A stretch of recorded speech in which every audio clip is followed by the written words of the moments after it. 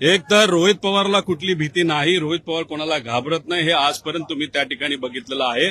काळजी कोण करते तर माझ्या परिवारातले जे सगळे लोक आहेत, ज्याच्यामध्ये माझी पत्नी असतील, मुलं असतील, आई वडील असतील, सासरे असतील आणि माझा जे काही कार्यकर्ते आणि माझे मतदारसंघातले लोक आणि सामान्य लोक यांना कुठेतरी त्या ठिकाणी काळजी वाटते. कारण हे जे काही तपास ज्या पद्धतीने अजितदादांच्या बाबतीत चाललाय तो योग्य पद्धतीने नाही चालला आणि तो योग्य पद्धतीने नाही चालल्यामुळे आणि जे काही विषय ब्लॅक बॉक्स पासून इतर विषय आल्यामुळे लोकांना जी माझी शंका आहे तीच लोकांना त्या ठिकाणी शंका वाटते.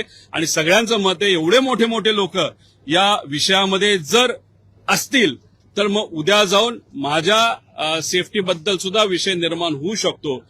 द्यायची नाही द्यायची हा सरकारचा त्या ठिकाणी विषय, पण शेवटी मराठी माणूस म्हणून अजित काकांसाठी आणि काय खरं घडलं हे कुठेतरी आम्हाला कळलं पाहिजे, महाराष्ट्राला कळलं पाहिजे, या हेतूतून त्या ठिकाणी आम्ही लढत राहणार.